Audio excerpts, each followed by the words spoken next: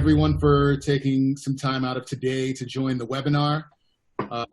We have Philippe, who is brilliant and has lots of thoughts and has written a lot about PACE and is very active in the PACE market. And so wanted to give him the opportunity to speak about what he calls PACE 2.0. Our co-sponsor is Abby of Virginia PACE Authority. I'll pass it to her in a second. Just as a reminder, I'm Bali Kumar. I head up Leading Green Michigan, which is Michigan's statewide PACE administrator. So over to Abby.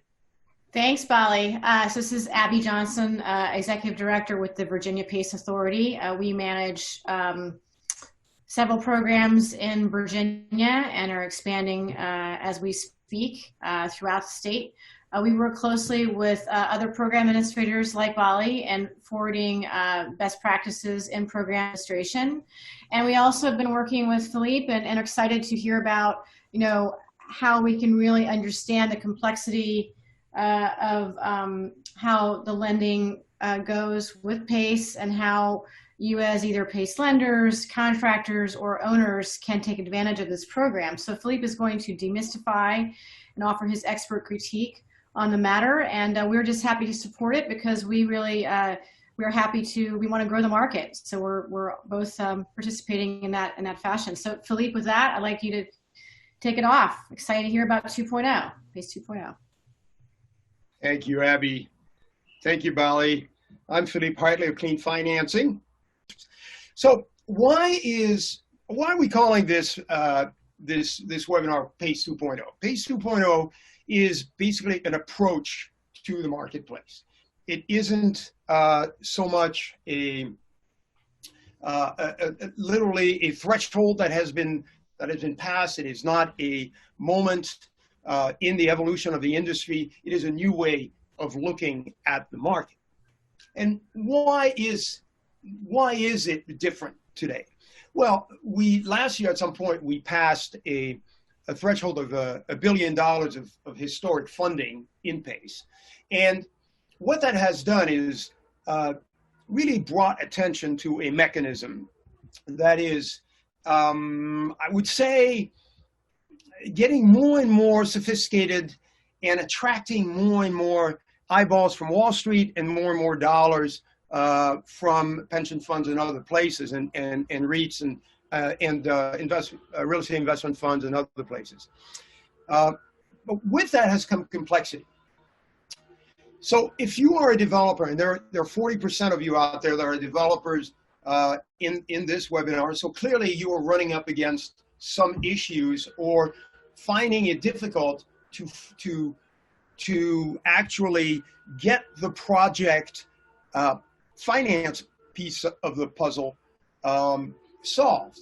And it feels a little bit for you like maybe, having to hunt a moose to get a strip of bacon. Just in order to fund your project, you have to learn all about the industry. You have to develop an awareness of what different funders are doing, why they're doing it the way they're doing it. In the old days, one might have thought, I'm just going to call a PACE funder and see if I qualify for PACE, very much like one might do for unemployment. But it isn't the case. It is as sophisticated and complicated a process as any commercial financing deals. In 2019, I was asked by Renewable Energy World magazine to write a piece about what the process is that a funding organization in PACE goes through in order to underwrite a project. And if you go to Renewable Energy magazine and look up an article that's called CPACE is $1 billion old, not yet $1 billion years, but it is definitely $1 billion old, and now $1.5 billion, as a matter of fact, by this time. So the name of the article is CPACE is $1 billion old. You'll find a lot of details there about why the evolution of the market is changing the way we need to approach commercial CPACE financing. And in there, you will also find a table which I will gladly make available to anyone that writes me to get it. And that table is called CPACE funding variance. And that table is going to be the outline, if you would, for a few examples that we're going to use today to talk about the problems with, or the challenges with CPACE funding when it comes to identifying the right funder. So CPACE is not, CPACE is a generic name, right? It's a little bit like mortgage. And within it is a universe.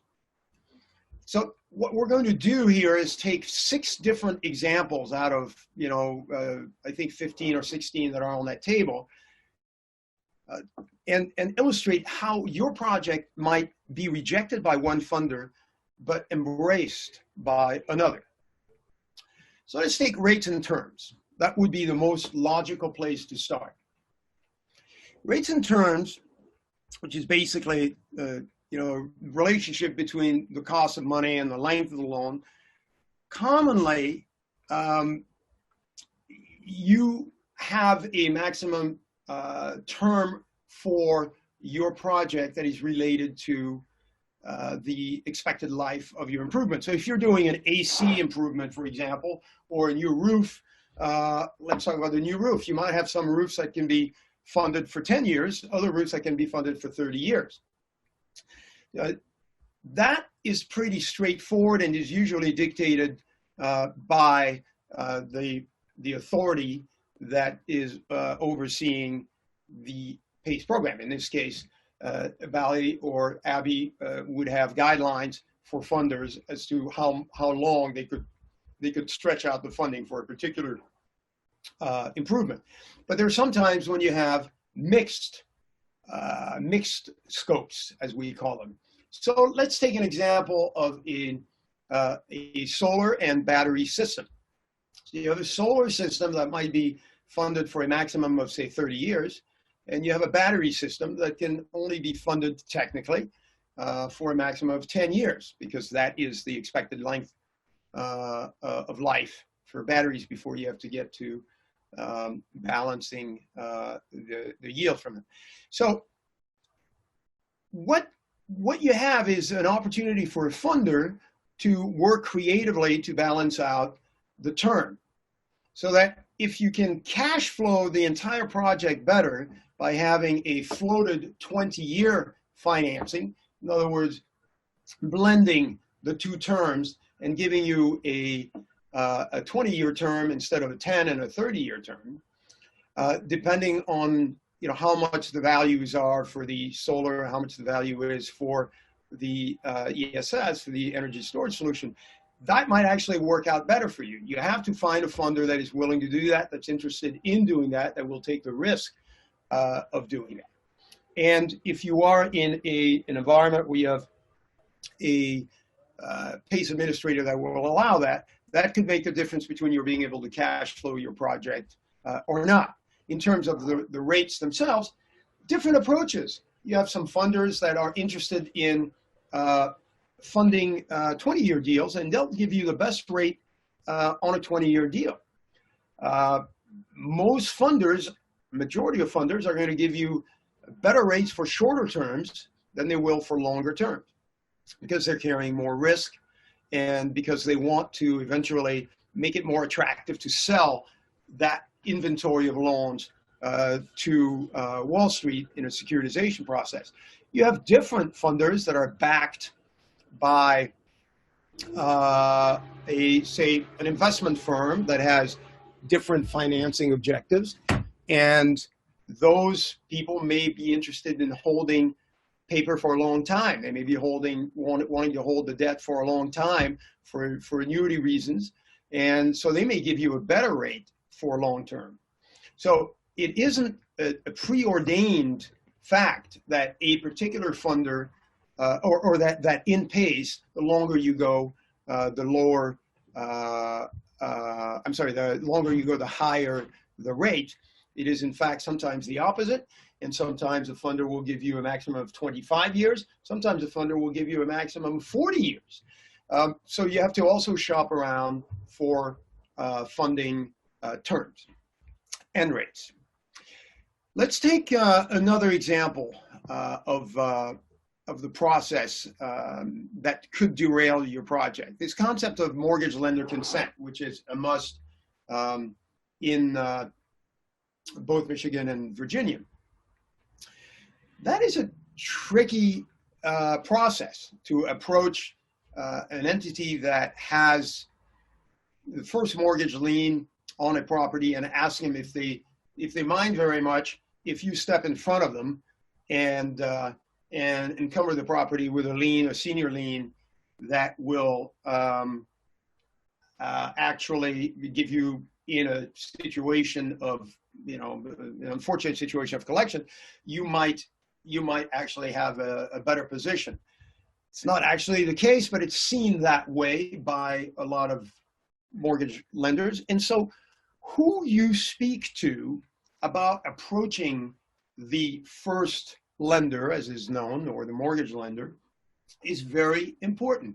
What sort of experience does that lender have speaking to, what sort of experience does that funder, that PACE funder, have in speaking to that particular mortgage lender? Do they have a personal relationship there? Do they know that market? Can they speak with authority about the dynamics of that market and why the improvement and the additional lien would actually be a good thing for that mortgage lender as opposed to a risk? Approaching a lender the right way is absolutely critical, because you only get one yes or one no. I have never had a situation, well, there's one exception actually, but it's very difficult to turn a no into a yes. So you have to approach the right individual at the right time with the right facts and the right presentation and the right strategy. That requires skill, and you have to make sure that if you are going down that path, you're with the lender that is correctly positioned in the marketplace. Let's talk about the interesting process of project timing and capitalized interest. So again, all these things are in the table that I'm happy to send you if you email me, and I'll give you my email address at the end of this presentation. But the project timing influences how much capitalized interest a project will pay. So let's say that you're trying to put solar onto a building, or even a large HVAC installation or whatnot, and you are just about to start the project and request the money for the funding. But at that moment, the annual fiscal year deadline occurs for your state. And that means that the invoicing for the first payment due on that particular PACE assessment is not going to be due this year, because it's going to be too late to put it into the tax rolls, but it's going to be due the next year, the following year. So multiple things happen there.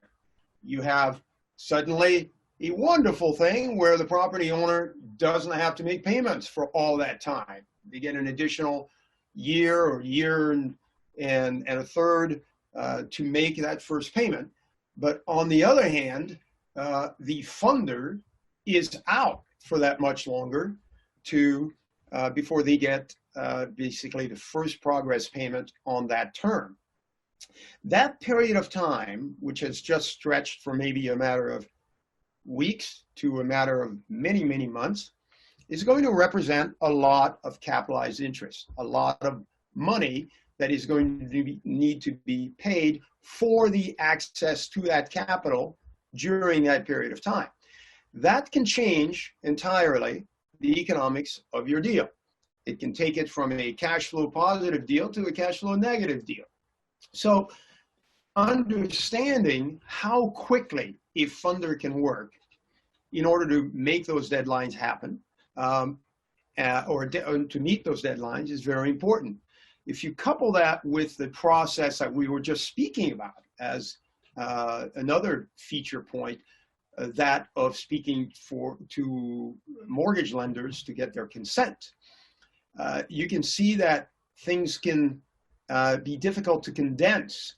And if you have a funder that is experienced with the first mortgage provider and is very speedy in doing their underwriting and prepared, you can make that deadline for this year funding. Otherwise, your economics are going to change. Let's talk about asset class bias. Asset class bias is extraordinary because when you're out there looking for a funder and you finally find a funder, a C-PACE funder, and talk to them, you may be rather disappointed to hear that your property is not interesting to them. That reason might be that it doesn't have the right amount of value. That reason might be that it doesn't have, it's a hotel, for example, which right now is difficult to fund in any circumstance. But in ordinary times, a hotel varies in interest to funders, depending on whether it's a branded hotel, like let's say a Ramada Inn, or part of a chain. Even though it might be privately owned by an individual, it's affiliated with a chain, versus, Sleepwell, which might be an individually owned hotel. That difference, even though they're both hotels, makes a real difference to certain funders. So certain funders will fund the Ramada Inn, but they're not going to fund Sleepwell because they don't want to take the risk on a single unaffiliated operator. Now, on the other hand, you make another phone call, and the next funder finds that property perfectly situated. They know the market. They like the loan to value, and they will actually fund it. So, asset class is an important part of the attributes or the descriptions of funders' preferences that we collect when we're talking to funders. What kind of property do you like? Some people like golf courses. Some people like churches.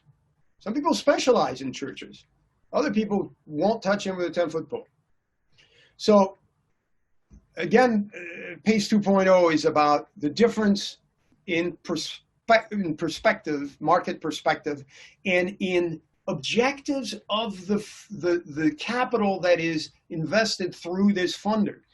What is the background of the capital that is provided to that funder to place in the marketplace? Is it a real estate company that specializes in big office building? Is it a Christian organization that wants to support a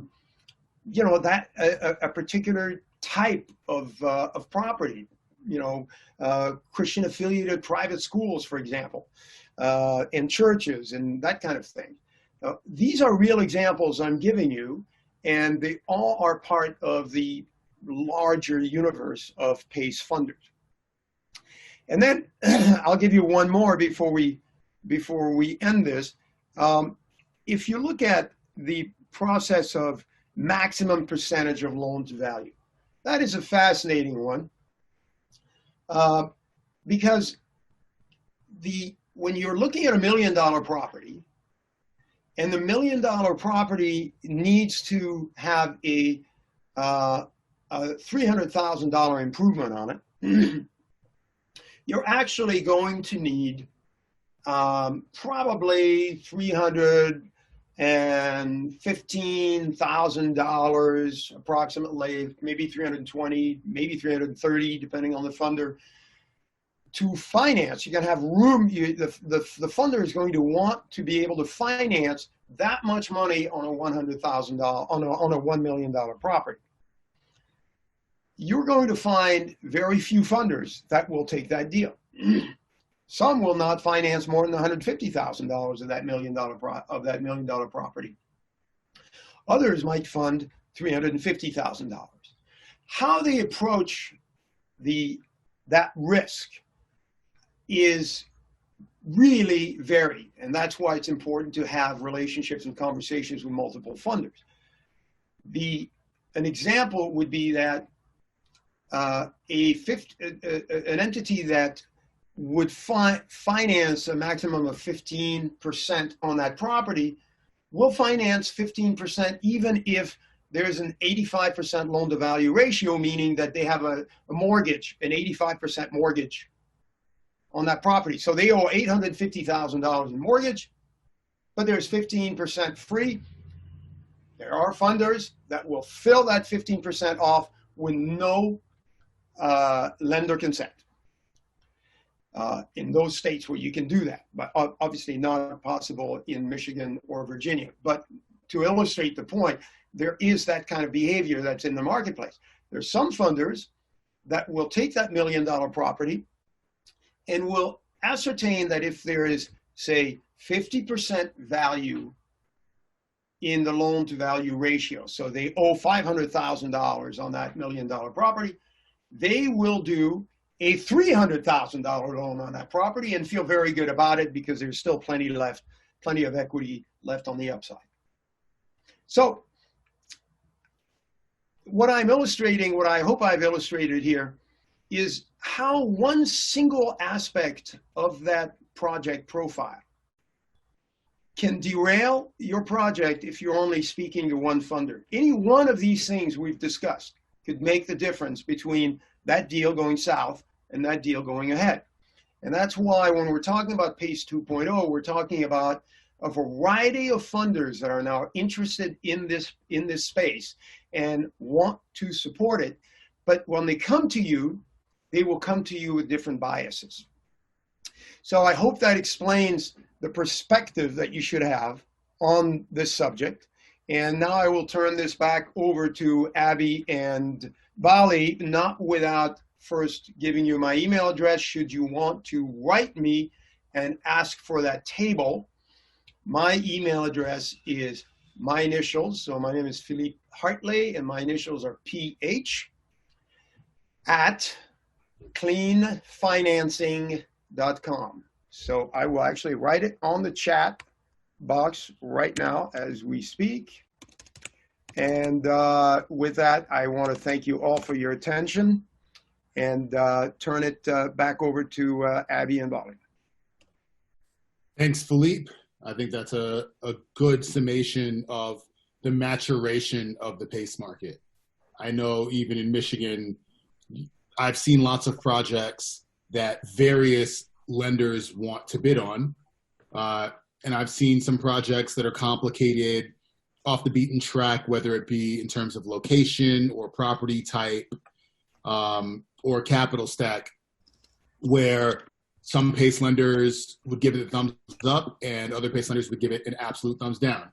I mean, one thing I'm thinking of right now is a few cannabis-related property owners have reached out and they're looking for PACE financing. And for some PACE lenders, that's a complete non-starter. And for a couple of PACE lenders, they're developing products to get comfortable lending in that space. So I agree. And, yeah, let me address for those people that are interested in cannabis projects. That's a fascinating topic. The reason for which it is very difficult to fund cannabis in PACE is essentially because all the major funders that you might run into are entities that are funded by parties that don't want to hold the assets, the portfolios for long term. They actually want to turn that portfolio over through a securitization process on Wall Street. And so what happens in that process is that it takes the PACE program, which is a state program, and blends it with the federal program, which is a federal process, I'm sorry. So it goes from, a state-controlled environment where you have cannabis laws that enable the commercialization of cannabis, and PACE program that, of course, conceptually enables the funding of improvements on a cannabis property. But then you take that and you mix it into Securities and Exchange Commission laws, which are, of course, federal laws, and nobody wants to touch that portfolio. So the process now is one where we need to develop funds that are not interested in going through the federal securitization program, and where the funds will stay within the state. And that's the challenge with cannabis. And Bali is exactly right. There are multiple attempts, ourselves included, that are involved in attempting to develop funds to address that. Hey, Philippe, I thought I would jump in with regards to the cannabis and then speak more broadly about different stages of the markets, if that's good. Yeah. We can't, in Virginia, we don't have legalization of cannabis. However, we are able to do hemp farming on a commercial scale. So we've actually had a few property owners who have asked us about using CPACE, typically in areas that are not yet enabled because they're kind of in, mountainous or, rural areas, about using CPACE for some of the improvements. Because it can be a energy intensive process for the manufacturing, or once they take the hemp off of the stalk. And now I can tell I'm not a farm girl, but anyway, there's definitely been some interest even in states where we don't have cannabis. So those would be, I don't see, from a federal standpoint, an issue if you're doing something that's not illegal at the federal level, and hemp, I believe, would qualify. I also just want to bring up something that I think both of you talked about in terms of the variances and what lenders will be willing to do and how that's expanding. I have a commercial real estate background, and that the variance is incredible. Everyone has their niche. A lot of lenders are institutional, non-institutional, kind of value add lenders. Very Class A only investors, like insurance companies. There's such variance in commercial real estate. And I think that's going to happen in PACE too, because different entities and different kinds of groups are getting into the market. And that's only going to be good for us. I mean, we're really early on in the process in Virginia. And so we are looking for more variety and who can lend, because there's just all sorts of, we have things like, a hotel construction to like an animal park. I mean, it's just varied, and not everyone's going to want to fund the animal park, but, some, as I think Bali brought up, or maybe you, Philippe, some, community bank that knows a borrower, maybe they even have done business with them in the past, is going to be willing to look at it. So it's just having the ability, PACE is so great because it can address in a way that's, has a security interest that other kinds of lenders can't. So that's what I was just going to say about that. Correct. And I think just as kind of as a closing statement on my end, because we are 10 minutes over a half hour webinar, which, by the way, I want to thank everybody for sticking through this little technical issue we had at the front end. And someone did ask, can I send the slides? I'm very happy to send the slides. You'll love the artwork in it. But that aside, mostly I will send to all that have requested the different charts I alluded to. Back to Abby's point, the need for local funding to PACE is tremendous.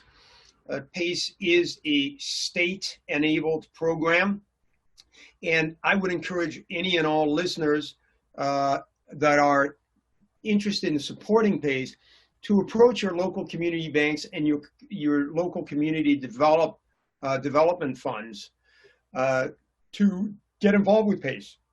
You can have them call, if you are in Michigan or Virginia, have them call Abby or Bali, have them call me, and help them understand all the advantages, the benefits of using PACE as a lending mechanism, and making it possible for the community, the local community, people that, that lend money to those folks that are actually creating the local economy.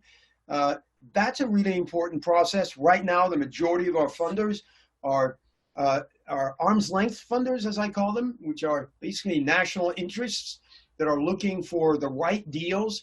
They're, cherry picking very often in the marketplace. And the reason I wanted to go over this, this process that we're in, is that do not feel that because if your project has been turned down by a funder, you do not have a funding solution in place.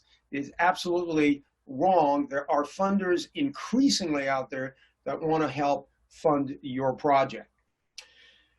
Bali and Abby, do we have anything else at this point, or shall we thank everyone? I think we're good. Yeah. It's been great discussion. Thank you. Thank you. All right. We are now going to end the meeting. I want to thank you all very much for joining us, and feel free to contact me at your leisure through an email. Again, email address is ph@cleanfinancing.com, and I'll be glad to return a phone call if you want me to call you as well. Cheers, and thank you very much. Have a great afternoon. Thanks, everyone.